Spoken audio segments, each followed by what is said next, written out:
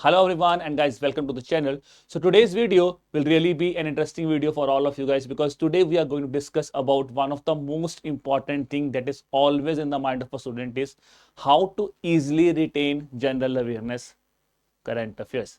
ये सबके माइंड में डाउट आता है. अगर नहीं भी आता तो मुझे पता है कहीं ना कहीं बैक ऑफ द माइंड ये चल रहा होता है कि यार ये याद क्यों नहीं हो रहा, कैसे याद होगा, क्या टेक्निक यूज करूं कि ये मुझे याद हो जाए. उसे याद ही नहीं हो रहा. तो एक चीज तो मैं आपको सबसे पहले बताऊंगा गाइस, कोई भी गुणवान ऐसा नहीं है कि मैं आपको बोलूं कि सिर्फ ये दो चीजें हो गई तो जीए याद हो जाएगा, ऐसा नहीं होता. But here again we will be discussing some basic steps. If you are following it on a consistent level और पूरी मेहनत से कर रहे हो तो then in a bit of a time you will start understanding the current affairs and then it will be easy for you to at least attempt those things. That is the most important thing. Easy का मतलब ये नहीं है कि मैं ऐसे यहाँ पे कोई शॉर्टकट ट्रिक बता दूंगा और आप बोले बस वो ट्रिक यूज कर ली और मेरा सारा पेपर जाए. ऐसा कभी भी नहीं होता जीए में. GA is always that sort of thing because सबसे पहले ये अनएक्सपेक्टेड है. इजी का मतलब ये है कि किस तरह से उसको क्या टेक्निक्स यूज करें कि हमें वो समझ आ जाए. That is this thing we are going to discuss in today's video. The first and the foremost thing whenever you talk about easy technique ना, the most important thing, सबसे आसान काम कब बनेगा जब आपके पास अपना टारगेट आइडेंटिफाइड है. The most important thing because अगर आपके पास एक डिफाइंड टारगेट स्कोर ही नहीं है और आप बस पढ़ ही जा रहे हो तो कोई फायदा नहीं है. आप में से कुछ बच्चे ऐसे होंगे जिसका क्यूआरई बहुत ज्यादा स्ट्रांग होगा, उनको पता है कि I could score really good marks in QRE. तो भाई फेज 1 में फिर आपको जीए पे इतना ज्यादा एफर्ट लगाने की जरूरत ही नहीं है. डू अ मिनिमलिस्टिक एफर्ट कि आप स्कोर करो. लेट्स से आपको बहुत अच्छा ही चल रहा है तो आप बोलो कि चलो ठीक है यार, let me score in the range of 40 to 50% कि मेरे 16-20 मार्क्स आ जाए तो आई कुड स्कोर गुड हियर. ठीक है, ये बिल्कुल ही खत्म है जिसका. अब किसी का, क्योंकि यहाँ पे ये स्कोर्स काउंट भी होंगे. Then there are that sort of students जो कि मॉडरेट स्टूडेंट्स हैं which felt okay I could be a moderate student in GA, that target could be in the range of I can say 22 to 27 questions can be target here. अब जिसको सारी की सारी उम्मीद ही जीए के ऊपर बैठी है, देखो उम्मीद कभी भी पूरी जीए के ऊपर मत लगा के जाना बिकॉज जीए सबसे अनप्रेडिक्टेबल पेपर होता है. तो वो अपना टारगेट कहां पे रख लेगा 32-33 तक. लेट्स से 32 या 33 कर लोगे आप अपना टारगेट. तो सबसे पहले आपको अपना टारगेट डिफाइन करना है कि आप किस सेगमेंट में आ रहे हो and on that way you have to prepare things. Because अगर मैं आपको बोलूं कि सब बच्चे पढ़ने बैठ जाते हैं फटाफट में, पर आपके माइंड में टारगेट तो हो ना. फिर आप उस हिसाब से शॉर्टलिस्ट हो, ये चीजें मुझे पढ़नी है so that I can score this marks. Obviously जिसको 32 से 33 मार्क्स लेने उसको हर चीज अच्छी तरह पढ़नी पड़ेगी. जो मॉडरेट बच्चा है वो किसी चीज पे रिस्क लेगा. ये बच्चा कुछ टॉपिक्स पे, कुछ मेजर टॉपिक्स पे रिस्क ले सकता है और उसको पता है मैं सिर्फ एक टॉपिक पकड़ लूं, उसको अच्छी तरह कर लूं and I can score good marks. So this is the first thing whenever you talk about easiness in your current affairs. Then coming further on is the second thing. आपने टारगेट आइडेंटिफाई किया, then prioritize the topics which you have to read. If you look at the paper of IRDAI examination, guys, the most important thing is this is an examination similar to those of banking examination. It's not a paper like RBI. It's not a paper like NABARD where you have to go with the detailed reports or detailed circulars of IRDAI. I'm talking about phase 1. IRDAI के circulars phase 1 पे question नहीं आया है. सेबी के circulars पढ़ने हैं, RBI की notifications बहुत अंदर तक पढ़नी है, वो रिक्वायरमेंट यहाँ पे नहीं है. तो यहाँ पे सबसे ज्यादा रिक्वायरमेंट क्या है, आपको जनरल अवेयरनेस सेक्शंस पे बहुत ज्यादा एफर्ट लगाना है. तो इजीनेस में सबसे पहला क्या है, प्रायोरिटी नंबर 1 प्रायोरिटी डिफाइंड होगी. सबसे पहले जीए पढ़ेंगे, फिर क्योंकि गवर्नमेंट स्कीम्स इंपॉर्टेंट है, फेज 1 में भी कुछ क्वेश्चंस आते हैं, फेज 2 में भी आती है, तो गवर्नमेंट स्कीम्स पढ़ेंगे. अब क्या पढ़े गवर्नमेंट स्कीम्स में, let's look at this point here. Easy कर देना कि यार आपको सब चीज जब डिफाइंड हो जाएगा ना हर चीज, तो पेपर में पढ़ना आपको जी आसान लगने लग जाएगा. कहां पे फोकस करो, सबसे पहले स्कीम की मिनिस्ट्री पे फोकस करिए. ठीक है जी. Then I will say tenure of the scheme, target of the scheme. If it's a newly launch scheme, अगर स्कीम बिल्कुल लॉन्च हुई है then focus on the allocations also. If it's a newly launched scheme. Now many of you will be asking sir आपने year नहीं लिखा. देखो if you look at the paper of IRDAI examination and if you look at the recent papers also, years पे questions कम पूछ रहे हैं unless and until there is a major update in the scheme or there is a major change in the scheme. तो जिन schemes में major या तो वो schemes launch हुई हैं, लॉन्च वाले का ईयर तो नहीं पूछेंगे, अपडेट हुई है या फिर उनके ऊपर काफी डिटेल्ड डिस्कशंस हुई हैं, maybe it in PIB, maybe it in any other newspaper, they in that schemes go with the year also. Just उनका हर स्कीम का ईयर नहीं पढ़ना होता। ये बेसिक्स कर लिया आपने, year, ministry, tenure, target, allocation, एक बेसिक आ जाता है यहाँ पे एलिजिबिलिटी, कि पहले तो ये बेसिक्स पढ़ो। अब जिस बच्चे का बहुत ही स्कीम्स वीक है, गो विद दिस पार्ट हियर। इसके बाद आपको बिल्डअप करना है, पहले दिन सारी स्कीम पढ़िए, पहले ये पढ़िए basic parts, then go with the objective and key features. Objectives और की फीचर्स को फोकस करो, that is the important thing here. From here you can remember the government schemes. अब आते हैं सेकंड इंपॉर्टेंट थिंग पे, easy कैसे बनेगी schemes. ये तो सर आपने बोल दिया पढ़ना क्या है, कौन सी ऐसी स्कीम है जिस पे मैं रिस्क ले सकता हूं। मैंने स्टार्टिंग में क्या बोला था, आरबीआई नोटिफिकेशंस, आरबीआई सर्कुलर्स में से एडाई पे क्वेश्चंस इतने डिटेल नहीं आते हैं। तो आपको अगर आप रिस्क लेना चाहते हो तो नोटिफिकेशन और सर्कुलर्स पे कुछ सॉर्ट ऑफ रिस्क ले सकते हो, क्योंकि वो काफी डिटेल्ड होते हैं, कई बार बच्चों को नहीं समझ आते। Yes, you can take risk on that. अब क्या पढ़िए, देखिए जैसे मैं बोलूंगा आरबीआई की कोर स्कीम्स। कोर स्कीम्स कैसे, जैसे for example liberalise remittance scheme. Liberalise remittance scheme के बहुत ही कम चांस है कि वो आपको इरेडाई में पूछेगा, ठीक है जी।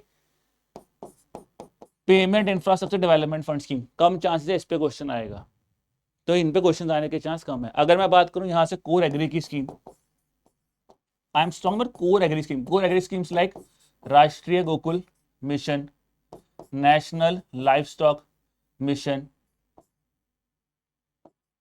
Then if I talk about here NRLM, NRLM पे भी चांसेस कम है कि क्वेश्चन है, बट फिर भी अगर आप पढ़ सकते हो तो एनआरएलएम पढ़ लीजिए, Rashtriya Gokul mission, national life stock mission. Then if I talk about Mission Organised Organic Value Chain for North Eastern Region, तो ये कोर एग्री स्कीम्स हैं। Dairy Infrastructure development Fund, Animal Husbandry Infrastructure development Fund, these are the core schemes. I would say consider upon a very low priority, do not just start reading the schemes. तो easiness यही है कि आपकी prioritise option में आपको पता हो this is the schemes और this are the sectors where they are hitting more. For example if you talk about generally Jeevan Jyoti बीमा योजना, सुरक्षा बीमा योजना, प्रधानमंत्री फसल बीमा योजना, it's a paper of insurance sector, so these schemes are always on high priority. Atal pension yojana, national pension scheme, unified pension scheme, important schemes focusing on social sector, they will be asking questions on those things. Getting my point? So this is how you have to understand that okay, this is the schemes जहां पे मुझे ज्यादा focus करना है, तो पहला काम यही करना है। इजी तभी होगा जब आप एक स्पेसिफिक फोकस वे में प्रेपरेशन कर रहे हो। तो जैसे मैं एग्जांपल दूंगा, मिनिस्ट्री ऑफ फाइनेंस की स्कीम इंपॉर्टेंट है, मिनिस्ट्री ऑफ सोशल जस्टिस की स्कीम्स इंपॉर्टेंट है, Health and Family Welfare, Ministry of Education, these schemes are important that you must prepare. This is the first technique कि कैसे easy हुआ हमारे लिए schemes prepare करना, यहां पे आ जाते हैं, ठीक है जी। अब मैंने उसके बाद थर्ड पिलर पे रखा हुआ reports. So which sort of reports to be covered here? So we need to cover all sort of reports, because if you look at the paper now, it's not that they are asking only questions from international reports, they are somehow asking questions from some private reports also, some international reports, some national reports.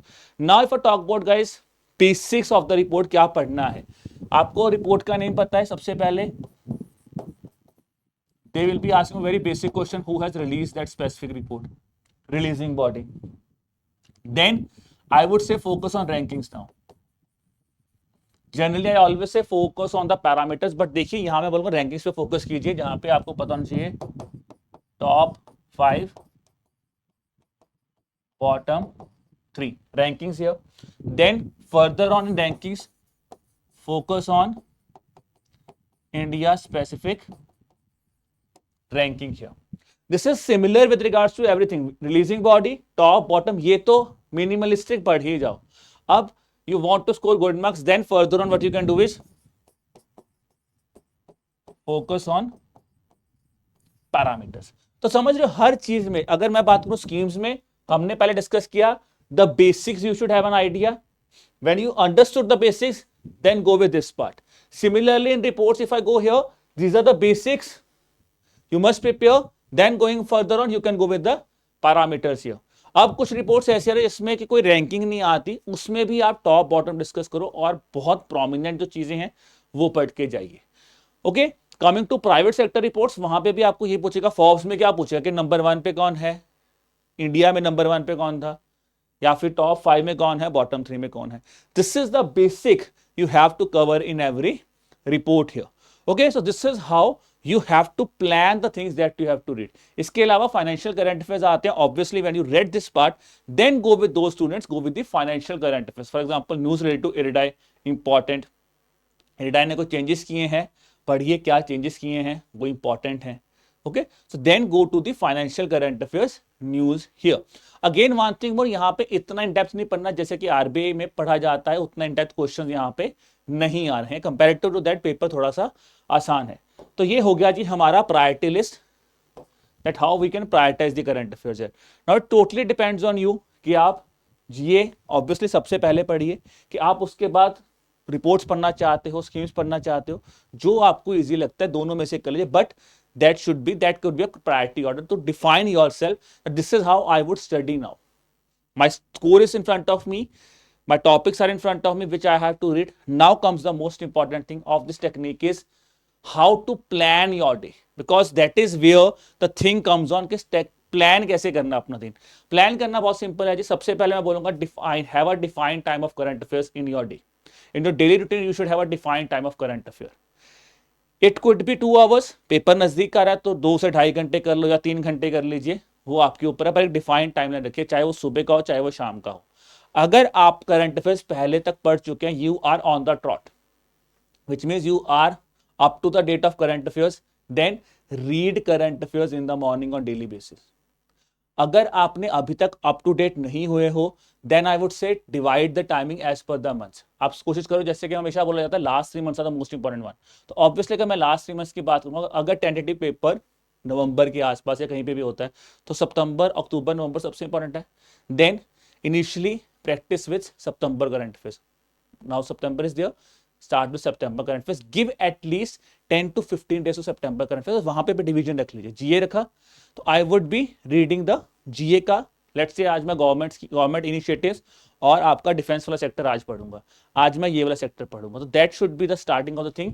Focus on reading the current affairs, and whenever you read the current affairs guys, before closing the day make a small scribble of a thing which ever the thing you have read. छोटे से notes बना लीजिए अपने पास, जो आपके पास हमेशा होने चाहिए. अब कुछ बच्चे ऐसे होते हैं, sir I am a working candidate, I can not make a note, then highlight the important thing. But वहां पे भी कुछ ना कुछ प्रॉपर हाईलाइटिंग जरूर करके रखो. Do not make it a रंगीन कार्यक्रम. Do not just highlight everything, highlight only the important thing. That should be the first priority. And scribbling is the thing. I always say best thing is scribble. Short note should be with you. बहुत छोटे छोटे 4 points लिखे आगे, 4 points लिखे आगे, खत्म. अब आ जाता है इसके बाद, जब आपने इसको पढ़ा, ठीक है, and there also divide your time here. Let's say we are planning 3 hours a day. ठीक है, चलो 3 भी नहीं, मैं 2 लेके चलता हूं. 2 में से there should be 1.5 hours that is in your preparation of general awareness current affairs, or if I talk about those current affairs, and daily 30 minutes you have to devote to government schemes or reports. You have to devote the day. You could make it an alternative day also. You could also say 3 days government scheme, 3 days reports, 1 day for the finance current affairs. This is how you could plan your day. This is how this 30 minutes have to be devoted with regards to the government schemes and notifications. ये हो गया जी हमारा starting of the day, how we started the day. फिर मैंने बोला end of the day कैसे करना है, that is your scribbling.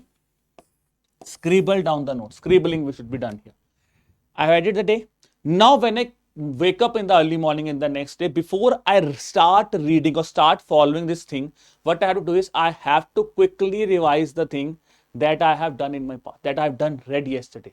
तो सबसे पहले मुझे उस चीज को अच्छी तरह से समझना है, क्विक रिवीजन करना है, and then I should move forward.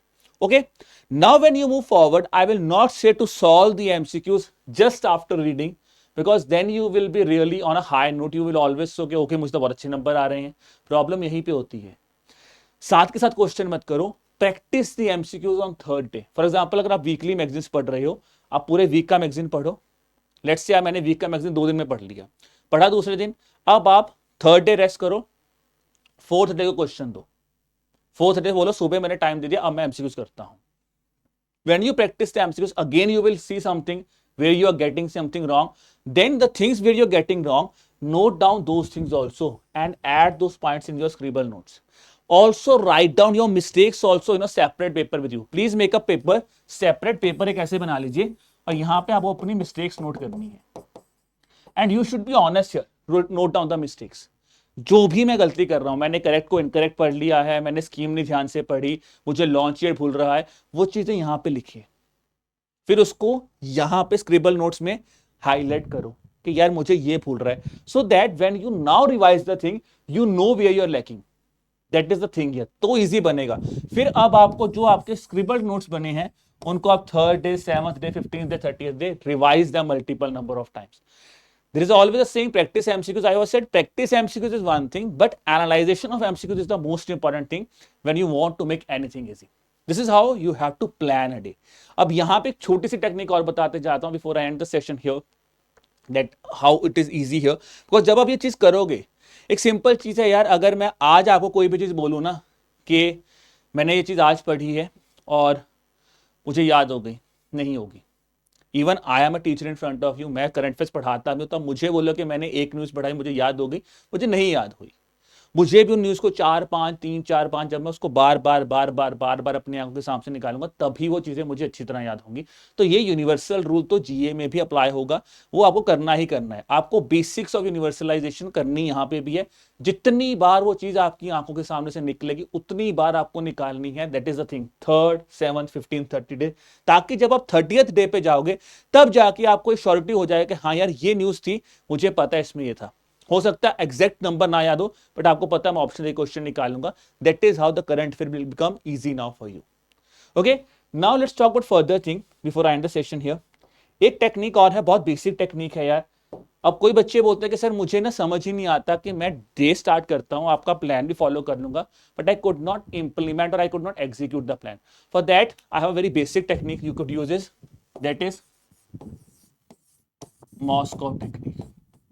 Moscow is whenever you start a day, whenever you plan anything, be it regards to your examination, be it regards to your GA preparation, be it regards to your QRE preparation, the first time should always be clear, must do। ये वो चीजें हैं जिसके बिना गुजारा ही नहीं है। अगर मैं बोलूं कि आई एम ह्यूमन बीइंग, मुझे सांस लेना है, तो सांस के बिना तो गुजारा नहीं है ना, तो मैं जीऊंगा कैसे? That is must to thing for me.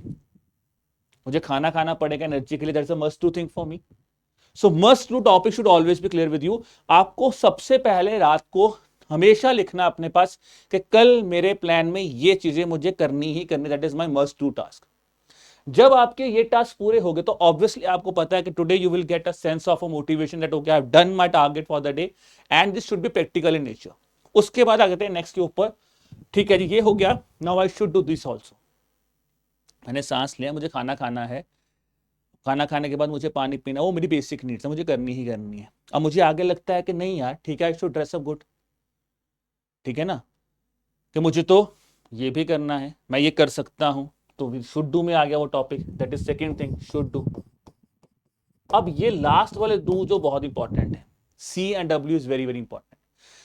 Till MS एमएडएस तो 100% आपको अचीव कोशिश करना है, मैं कर लूं कि हर पेपर के आने।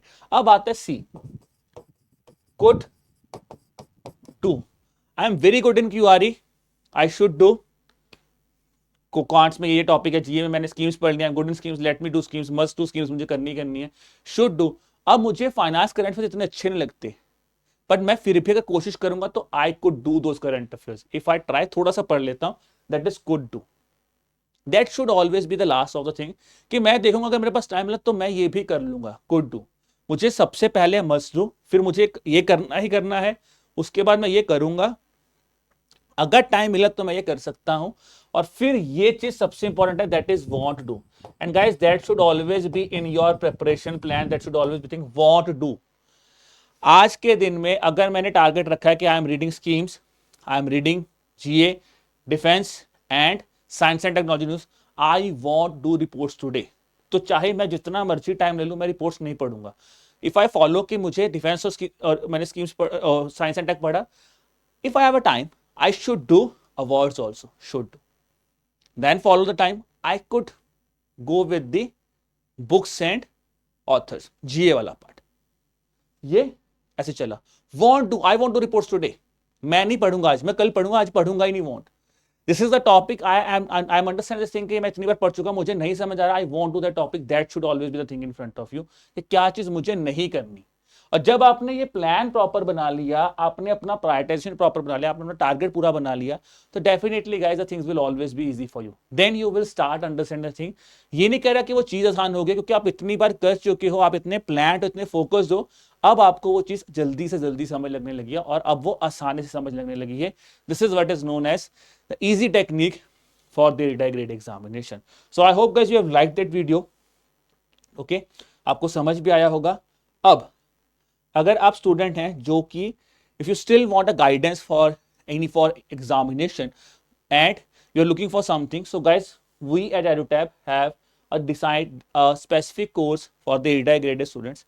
उसके लिए भी आप क्या कर सकते हैं, आप अपनी वेबसाइट पे जाइए edutap.in पे, ठीक है, look at the courses and go to the IRDAI courses here, courses पे सिलेक्ट कीजिए, go on IRDAI grade A courses. When you will open here, okay, here's a full-fledged information given here. So these are the two courses given which we are running for IRDAI examination, guys. मैं नहीं बोलूंगा आप course purchase, सबसे पहले आप यहाँ पे brochures पे क्लिक कीजिए। ब्रोशर्स पे क्लिक करके आपको पूरी इंफॉर्मेशन मिल जाएगी about the course, what we are providing, क्या क्या चीजें हैं। तो प्लीज आप इसको पढ़िए, उसके बाद आप अपना डिसीजन बनाइए। और अगर आपको PYQs चाहिए, ठीक है, तो PYQs are completely freely available to you. You can just on the link that is given in the description below. और कोई डाउट है कोर्स के रिगार्डिंग तो वो भी आप हमें ईमेल ड्रॉप कर सकते हैं, that is on our email ID, that is hello@edutap.co.in. So this is our email ID, guys. That is, let's just give me a second here. hello@edutap.co.in. Okay, so this was all about your video, guys, with regards to easy technique which you could implement with regards to IRDAI grade examination. So do let me know कि आपको कौन सी technique better लग रही है और कौन सी technique आपको लग रहा है आप मिस कर रहे थे अपने प्रेपरेशन में, और अब उसको यूटिलाइज करना स्टार्ट कीजिए। और आई एम होपिंग कि वो आपकी प्रेपरेशन को और एक्सेल करेगी और आपको GA के साथ साथ इवन पूरी प्रेपरेशन थोड़ी सी इजी लगने लग जाएगी। On that note, guys, I wish you all the best for the examination. And at the end, I just want a small thing from you. आप मुझे खुद बताइए कमेंट सेक्शन में कि आप अगली वीडियो GA किस टॉपिक पे चाहते हैं. So do let me know about that also. On that note, bye bye.